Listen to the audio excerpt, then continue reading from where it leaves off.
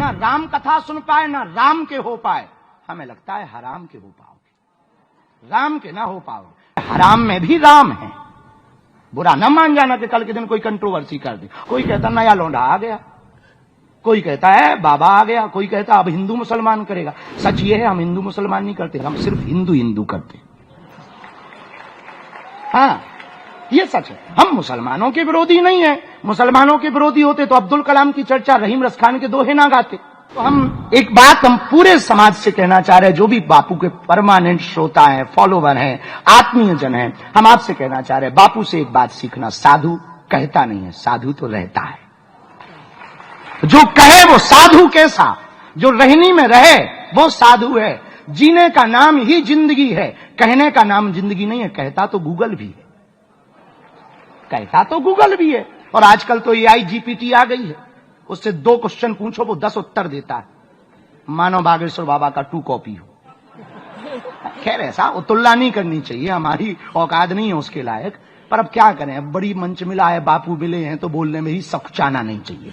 हम पहले सकुचाते थे तो एक दिन हमको मलुकपीठ वाले महाराज जी ने एक बहुत अच्छी बात कही, बोले बेटा तुम संकोच छोड़ो, जब बड़ों के सामने खुलोगे ना तभी खिलोगे।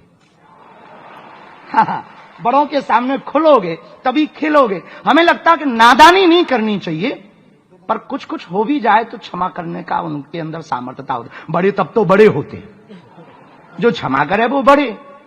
तो मेरे प्रियजनों, हम प्रार्थना करें जितने भी पूज्य बापू के जितने भी श्रोता हैं, परमानेंट श्रोता, हमें देखो साधु तो हमेशा आचार्य रजनी सोसो एक बहुत अच्छी बात कहते हैं कि साधु उपदेश देता है, राजा आदेश देता है।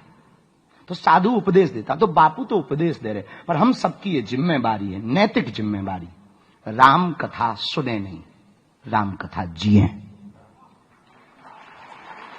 और आप राम कथा सुनकर के राम कथा जी ना पाए तो ना राम कथा सुन पाए ना राम के हो पाए, हमें लगता है हराम के हो पाओगे, राम के ना हो पाओगे। खैर हराम में भी राम है, बुरा न मान जाना कि कल के दिन कोई कंट्रोवर्सी कर दे, और कर भी दे तो ठटरी बराए।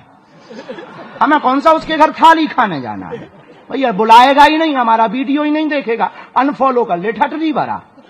तो आप राम कथा केवल सुनो नहीं मेरे प्रियजनों, बापू बैठे वरना हम मेरे पागलों भी कहते हैं। तो हम एक बात प्रार्थना करें कि राम कथा सुनो नहीं, राम कथा जियो, और जीने के लिए मस्ती जिंदा रखो।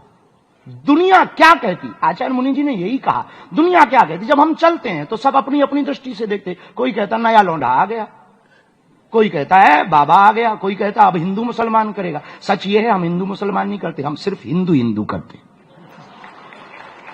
हाँ ये सच है, हम मुसलमानों के विरोधी नहीं है। मुसलमानों के विरोधी होते तो अब्दुल कलाम की चर्चा रहीम रसखान के दोहे ना गाते। तो हम इनके विरोधी नहीं है। लोगों को लगता है तो हम भी कहते थे बेटा सेम टू यू, कौन बेफिजूली में अपना मुंह खराब करे।